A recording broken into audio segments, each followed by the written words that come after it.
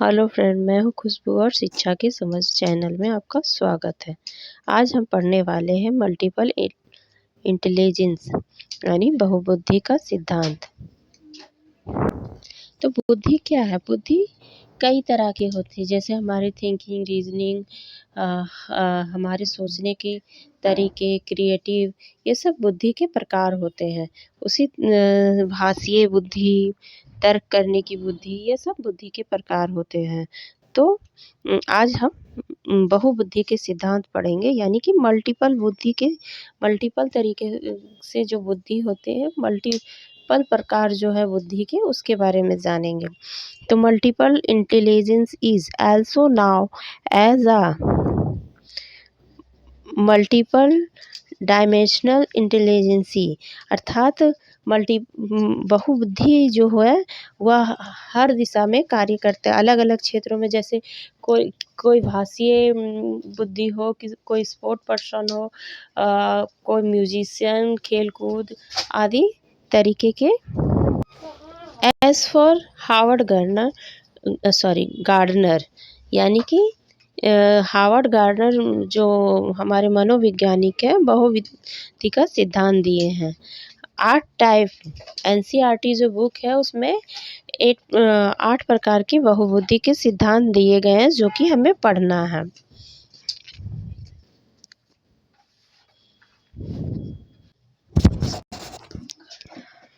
Each of these intelligence are स्वतंत्र यानी independent of each other, या एक दूसरे से स्वतंत्र है। बहुबुद्धि के कई प्रकार होते हैं, इसकी कोई क्षमता नहीं, अर्थात अधिगम जो है वो कई तरह के हो सकते हैं। किसी की भाषा अच्छी हो, किसी की क्रिएटिविटी अच्छा हो, तर्क करना, डिसीजन आदि सब अलग अलग प्रकार होते हैं। तो आज हम उसके बारे में जानेंगे। भाषीय बुद्धि, जैसे कि कोई ऐसे पर्सन होते हैं जिसके reading, hearing, speaking, writing, debate, discussion ये सब अच्छा होता है, जिसके बात विवाद करने की क्षमता अच्छी होती है, उसे हम भाषीय बुद्धि में रखते हैं। जैसे रविन्द्रनाथ टैगोर, स्वामी विवेकानंद। तो ऐसे स्किल्स जो मतलब लैंग्वेज से हो, उसे भाषीय बुद्धि में रखते हैं। Skill इन्वोल्टेड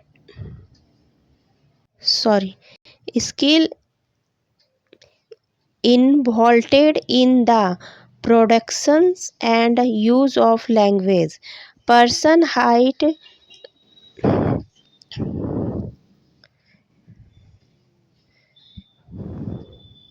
on this intelligence are word smart।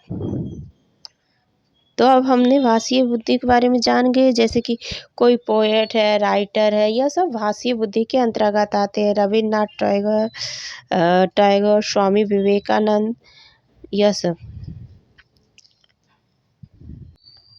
Logical, mathematical, तो तर्कपूर्ण बुद्धि। Skills are scientific thinking and problem solving, अर्थात जो साइंटिफिक बुद्धि, जैसे अब्दुल कलाम, और जो प्रॉब्लम को सॉल्व करता हो, उसे हम लॉजिकल यानी कि तर्कपूर्ण बुद्धि में रखते हैं। Person height on this type of intelligence can think logical and critical. Scientists and Nobel Prize winner are like to strong in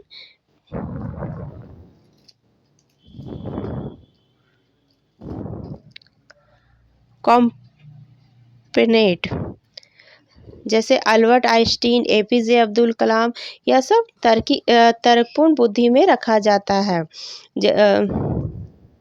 scientist आदि, जैसे कि अब्दुल कलाम साहब थे, वो एक साइंटिस्ट होने के अलावा भी उन्हें टीचिंग अच्छा लगता था, तो वह टीचिंग भी कराते थे।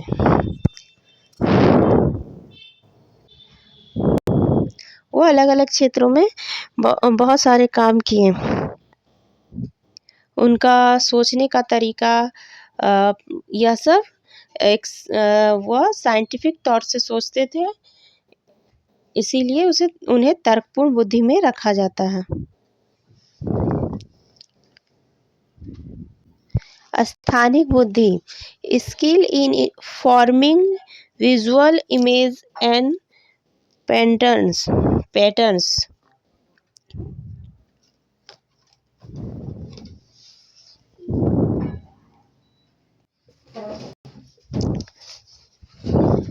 स्थानिक बुद्धि में नाविक, मूर्तिकार, वस्तुकार, आंतरिक सज्जाकार, मानचित्रकार, पोएट, सर्जन, ये सबको रखा जाता है। सर्जन को भी स्थानिक बुद्धि में रखा जाता है, अर्थात जो किसी चीज़ को बनाते हैं, जो मूर्ति जैसे मूर्ति बनाते हैं, अतिरिक्त सज्जाकार यानी कि डेकोरेशन करते हैं, यह सबको स्थानिक बुद्धि में रखा गया। संगीत बुद्धि, sensitive to musical rhythms and pattern, अर्थात जो बुद्धि म्यूजिक रिदम से जुड़ा हो, क्रिएटेड हो, मल्टीपल चेंजेस हो, म्यूजिक पैटर्न हो, जैसे सोनू निगम, AR रहमान, लता मंगेशकर आदि। बॉडी काइनेटिक्स,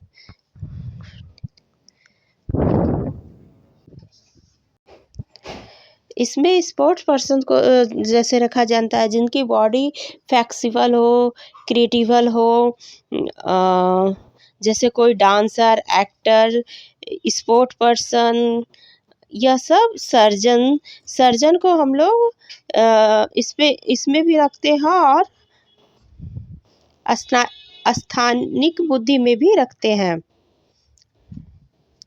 तो जब आपके प्रश्न में पूछा जाए तो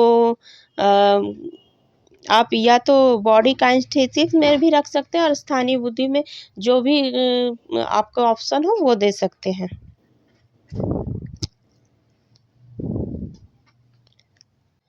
परंतु सर्जन एंड पायलट्स कॉमन है, इसलिए ज़्यादा महत्व इसे स्थानीय बुद्धि में दिया जाता है, स्थानिक बुद्धि में। अंत व्यक्तित्व बुद्धि, यानी दूसरे के व्यवहार व भावना को समझना, सेंसिटिव और stable aspect of other behaviour, मतलब आप किसी के व्यवहार को और भावना को समझ रहे, जैसे कि मदर टेरेसा, गांधी, जो कि सेवा की भावना रखते थे, उन्हें हम अंत व्यक्तित्व बुद्धि में रखते हैं। अंत व्यक्तित्व बुद्धि,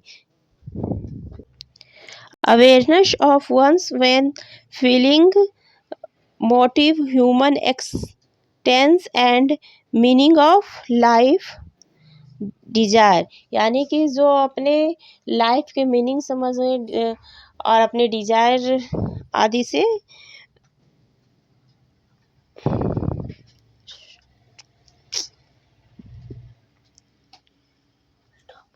जैसे महात्मा बुद्ध जैसे बुद्ध फिलोसोफर आदि, इन सभी को अंता बुद्धि में रखते हैं, जो ज्ञान की प्राप्ति किए हो, जो उन्हें। प्राकृतिक बुद्धि, sensitive to features of the natural world,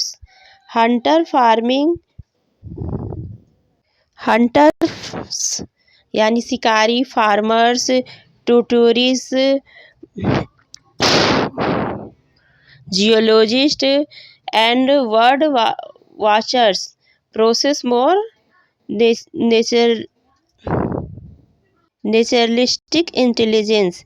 तो जैसे कि किसान हुआ, शिकारी हुआ, जियोलॉजिस्टिक यानी खेती करने वाले, ये सब को हम प्राकृतिक बुद्धि में रखते हैं। त्रिबुद्धि के सिद्धांत। त्रिबुद्धि के सिद्धांत यानी कि बुद्धि के 3 सिद्धांत है। विलियम स्टर्नबर्ग के द्वारा त्रिबुद्धि का सिद्धांत दिया गया है। इसे हम P यानी प्रैक्टिकल, C यानी क्रिएटिविटी, A यानी कि एनालिटिकल,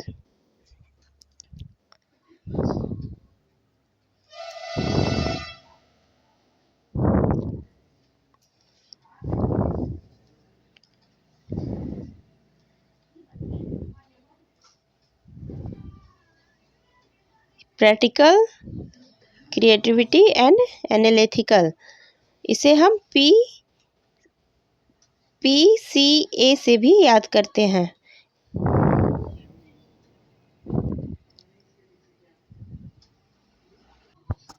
विश्लेषणात्मक। त्रिबुद्धि के सिद्धांत का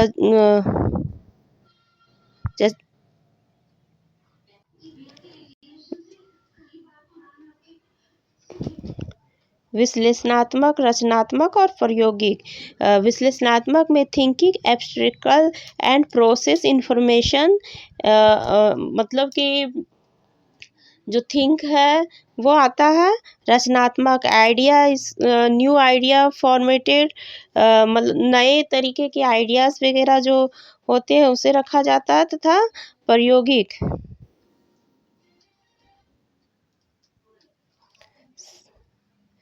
shape the environment to maximize one's strength and compensate one's weakness। Louis Thurstone जिसने 7 ट्रिक दिया है बुद्धि का, अभी हम उसके बारे में जानेंगे। तो SPNBWMR, इसे याद करने का तरीका है SPNBWMR।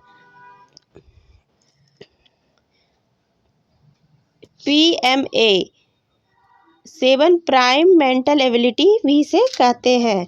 यह ग्रुप फैक्टर थ्योरी है।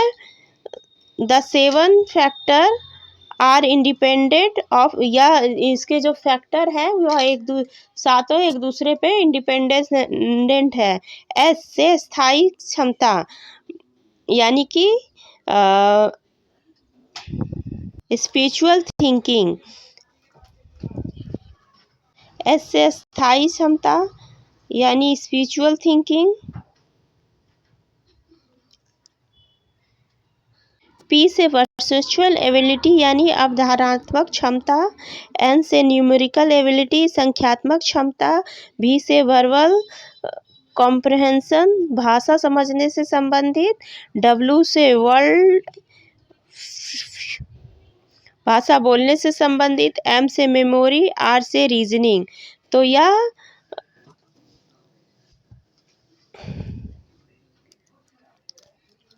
7 प्राइमरी मेंटल एबिलिटी है जो लुइस थर्नस्टॉन ने दिया है। तो आज मल्टीपल बुद्धि के सिद्धांत समाप्त हुए। Thank you.